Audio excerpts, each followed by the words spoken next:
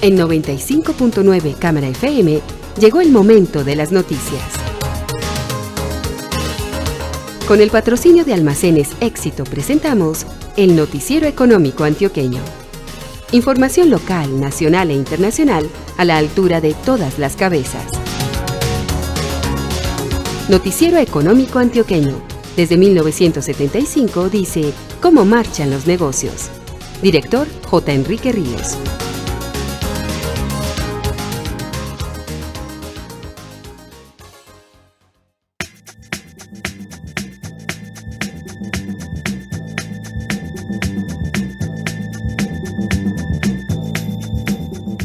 Muy buenos días, sea usted bienvenido. Hoy es domingo 2 de diciembre de 2018.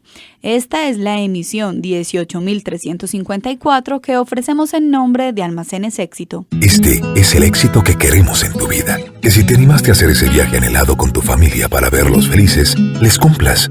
Que si quieres sentir la tranquilidad de ver a tus hijos siempre protegidos, puedas asegurarlos. Y que si quieres estar más cerca de tus amigas, puedas llamarlas y decirles cuánto te importan.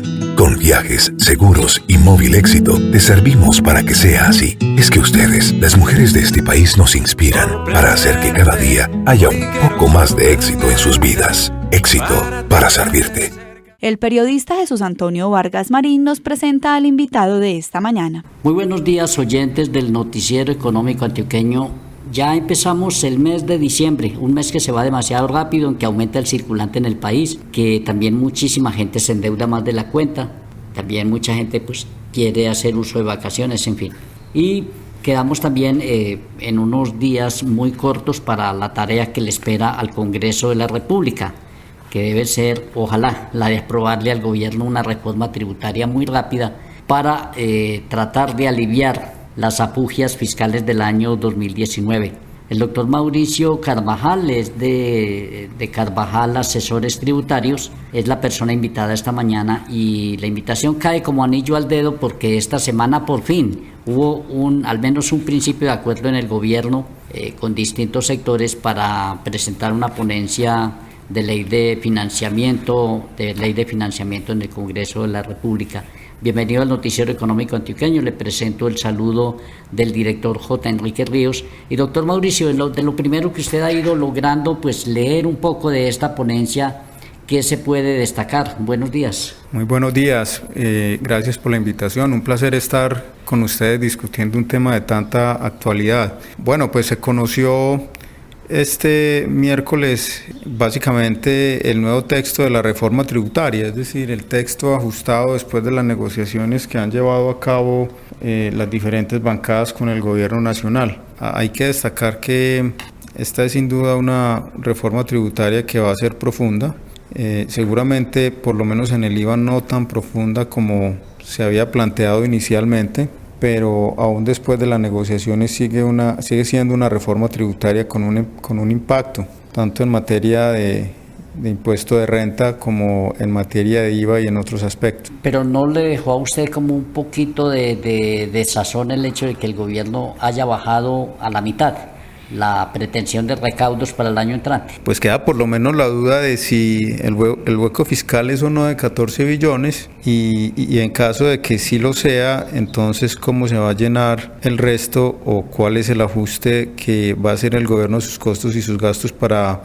ajustarse a la nueva pretensión de recaudo, porque efectivamente cuando se presentó el texto inicial el 30 de octubre se hablaba de un hueco fiscal de aproximadamente 14 billones de pesos y después de las negociaciones lo que se supo esta semana es que con la reforma tributaria tal y como va, pues no se recaudarían más de 7 u 8 billones de pesos, con lo cual efectivamente queda la inquietud de si el resto era real o no lo era y si era real, qué va a pasar para que efectivamente el presupuesto no quede desfinanciado. Se nos había dicho en un comienzo que había la posibilidad de ir bajando gradualmente varios puntos el IVA. Al final, en esta nueva ponencia, ¿usted ha leído algo por ahí? Parecería que no. Parecería que el IVA se va a quedar por ahora en la tarifa del 19%. Básicamente el gobierno proponía una disminución al 18%, o sea, un punto menos, bajo el entendido de que una serie de productos que actualmente son excluidos o exentos pasaban a estar gravados.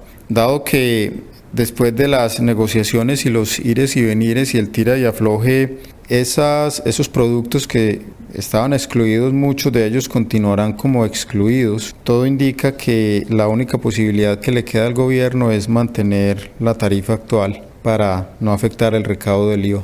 Usted, que de todas maneras vive estudiando y que con seguridad había leído pues mucho la ponencia inicial, ¿qué elemento de pronto le gustaba de la anterior propuesta, que incluía obviamente gravar la canasta familiar? Bueno, hay una creencia de que toda la canasta familiar estaba siendo grabada en esta reforma tributaria, y en realidad la canasta familiar, en un componente muy importante, más de un 53%, de hecho ya venía grabada a partir de la reforma tributaria de hace 2 años y reformas tributarias anteriores. Muchos de esos productos ya estaban grabados o bien al 19% o bien a una tarifa especial del 5%. Por tanto, en mi opinión, la discusión en torno al impacto del proyecto del gobierno sobre la canasta familiar se sobredimensionó. Por otro lado, tampoco es cierta la creencia de que los productos de la canasta familiar, al estar excluidos de IVA, pues no se ven impactados por el IVA. En realidad, cualquier productor de bienes excluidos, y este es un tema un poco técnico, Jesús, pero es un tema importante entenderlo a la hora de comentar y de criticar las reformas tributarias. El IVA funciona bajo un sistema de débito-crédito, y como resultado de eso, y dado que todos los productores de cualquier bien tienen que pagar IVA en su cadena, al final, si un producto está excluido de IVA, pues al productor de ese bien no le queda otra opción que incluir los IVAs pagados en el costo.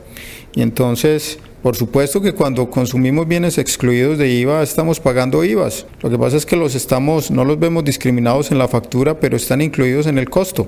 El dolor va por dentro, como dicen muchas personas. Entonces, a mí, le confieso, no me parecía mala la propuesta inicial de generalizar el IVA. Creo sí que el gobierno se equivocó en proponer el gravar los productos de la canasta que todavía no están grabados de una vez al 18%. Ese quizás era un golpe demasiado fuerte, y pudo haber sido mejor estrategia pues haber pensado en una tarifa intermedia, tal vez del 5, del 10%.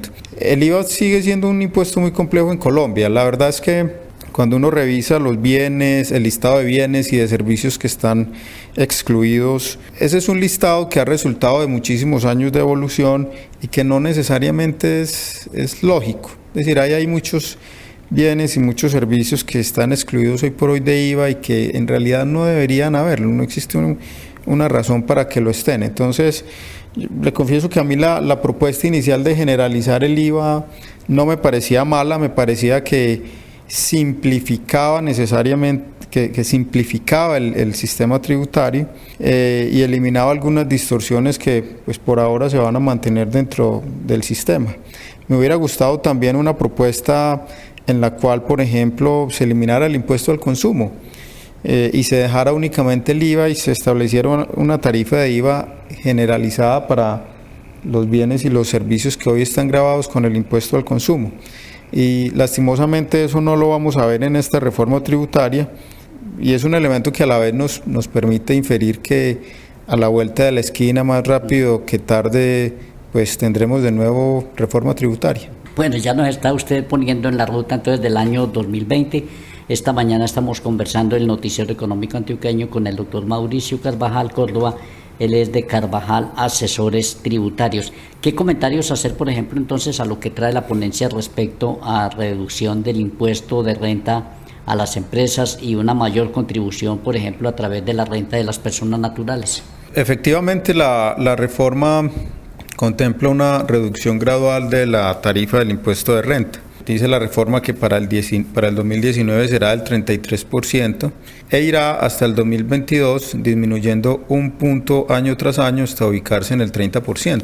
Yo creo que ese es un cambio positivo. En realidad, hoy por hoy el país ha perdido competitividad y buena parte de la competitividad que ha perdido se debe a las tarifas tan elevadas del impuesto de renta a las actividades económicas. Muchos países hoy por hoy, y países inclusive de la región, están manejando tarifas del impuesto de renta que se ubican entre un 28 y un 24%. Por tanto, yo creo que ese es un cambio positivo. De hecho, uno quisiera inclusive ver allí una propuesta un poco más agresiva en el sentido de bajar ya a una tarifa de renta que comience con un 2 y no con un 3 para las compañías, pero pues se entiende que la situación fiscal del país no lo permite. Es además un descenso bastante gradual, un puntico por año hasta el 2022. Se podría decir que es un descenso tímido, pero en cualquier caso es una buena noticia. Hay una palabra que yo realmente casi nunca había oído hablar de ella y era la palabra plurifásico, y ahora la mencionan como uno de los cambios en el IVA que se da para bebidas azucaradas y la cerveza. Realmente expliquemos ese concepto y eso cómo opera y realmente qué tan fácil puede ser de controlar. Es un muy buen punto. Efectivamente, esa es una de las distorsiones en el IVA a las que me refería hace un momento. Y es que hay algunos productos, como precisamente las gaseosas y las cervezas, que se consideran monofásicos. La generalidad del IVA, Jesús, es que es plurifásico, y con eso lo que se quiere decir es que el IVA se causa a lo largo de la cadena de producción y distribución del bien, pagando IVA y generando IVA al paso siguiente de la cadena, y al final cada cual entonces genera un IVA y descuenta un IVA y le paga al Estado la diferencia, y al final pues el consumidor ve reflejado en su factura el IVA asociado a la totalidad de los costos, gastos y utilidades incorporadas en el producto. Y es la forma como funciona el IVA respecto de la generalidad de los productos y de los servicios. Por razones tal vez históricas, que vienen de mucho tiempo atrás, ciertos productos se quedaron como productos monofásicos, en los cuales el IVA se genera únicamente al momento de la venta inicial que realiza el productor.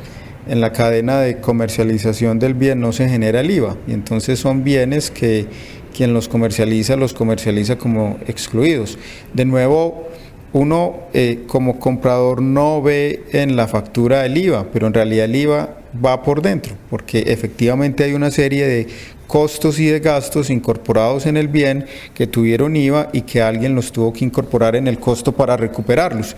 Y eso es lo que sucede hoy por hoy con productos como las cervezas o como las gaseosas. Lo que se propone básicamente es que pasen a ser plurifásicos, con lo cual el IVA llegaría inclusive hasta el eslabón final de la cadena de comercialización. Pues en cuanto al control, que es la otra parte de la pregunta, yo pensaría que pues es lo mismo que sucede con la generalidad de los bienes y de los servicios. Hay obviamente ciertos productos que son comercializados en su mayoría en tiendas de barrio, en pequeños establecimientos que no son en un momento dado responsables de IVA, y por tanto en esos casos pues ese IVA con seguridad no se va a generar. Pero yo creo que es un paso positivo en el sentido de eliminar precisamente esas distorsiones que le quedan hoy por hoy al régimen de IVA, y en tener un sistema de IVA un poco más simple al que tenemos. Se ha hablado en la ponencia de una pretensión del gobierno, y es la de recaudar 1 billón de pesos por la vía de la llamada normalización, de la normalización de activos. Realmente eso también cómo puede operar y cuál podría ser como la calificación acerca de si es un buen instrumento de recaudo como tal, doctor Mauricio. Pues es un muy buen punto, y viene asociado a otro, que es el del impuesto al patrimonio.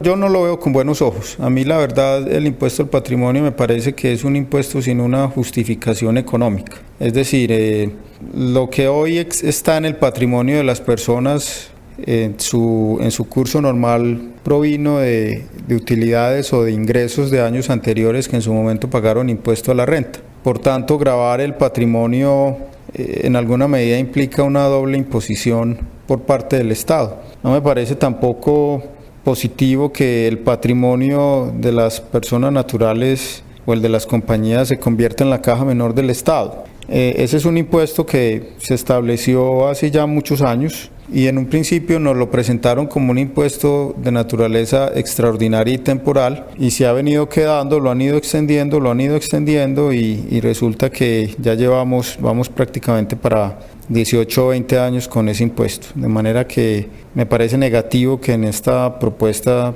se establezca de nuevo un impuesto al patrimonio.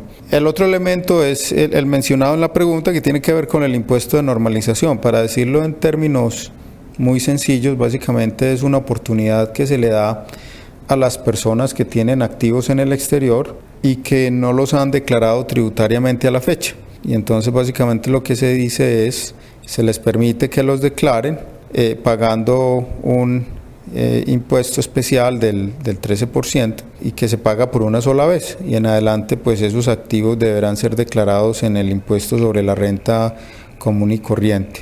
Yo creo que es una buena medida, ya de hecho había operado en reformas tributarias anteriores.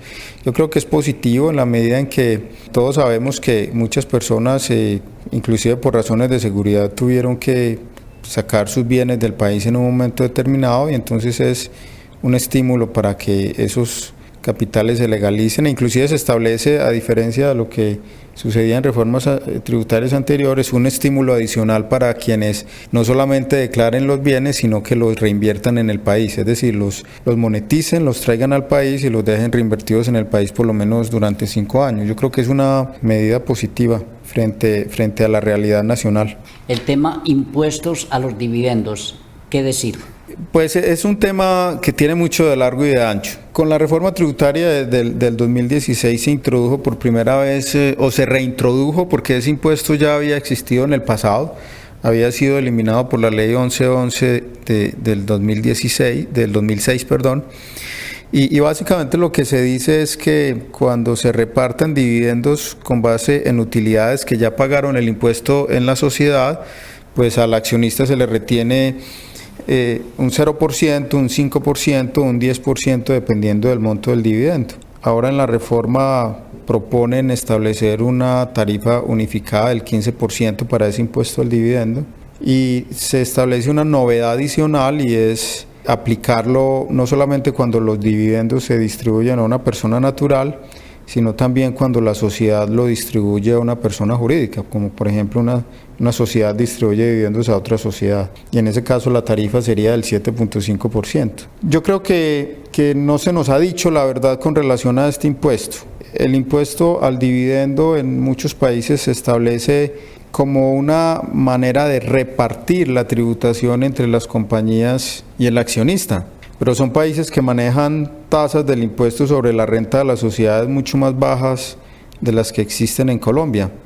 Por tanto, si hablamos de un impuesto al dividendo del 15%, estamos diciendo que las utilidades empresariales van a estar gravadas al 33%, que es lo que pagan las compañías, y luego el accionista tendrá que pagar un 15%. Por tanto, estaríamos hablando de una carga tributaria mucho más superior a la que se nos dice. Estaríamos hablando de una carga tributaria posiblemente entre un 40 y un 45, un 50%. Yo creo que eso es exagerado. A mí me parece que ese impuesto al dividendo, tal y como va a quedar, va a desestimular la formalización. No estimula para nada a las personas que hoy operan en la informalidad a constituir vehículos societarios y a formalizarse. Y en esa medida me parece que pues no es un impuesto que tenga mucho sentido en la realidad actual del país. Me parece que tiene más un propósito recaudatorio, y repito, va completamente en contravía del propósito de formalización que se ha expuesto en otros apartes en esta reforma tributaria. Siempre hemos leído que los congresistas salen pensionados y con altas pensiones. Hablar de impuesto a las pensiones altas, ¿usted cómo lo ve? Pues lo que uno observa y lo que uno aprende en la práctica es que muchos países hoy por hoy graban las pensiones. Estados Unidos, por ejemplo, graba las pensiones. E inclusive hay una retención en la fuente sobre las pensiones.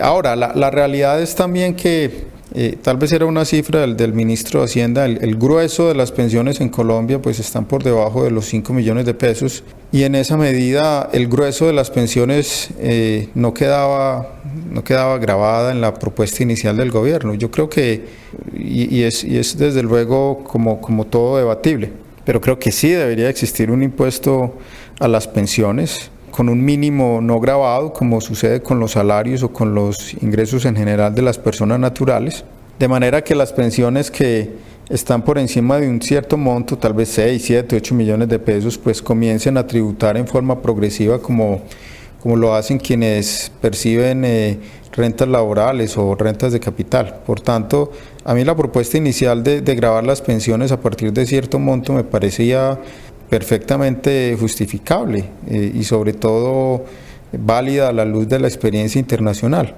Lo que vemos es que al parecer van a quedar exactamente como vienen, en el sentido de que todas están exentas de tributación. Esta semana le escuchamos al presidente de Bancolombia, Juan Carlos Mora, hablar de la necesidad de que tengamos una reforma que quede bien hecha. Pero usted, que ha maciado bastante el tema, doctor Mauricio Carvajal, ¿realmente qué instrumentos debe tener el país para combatir la evasión?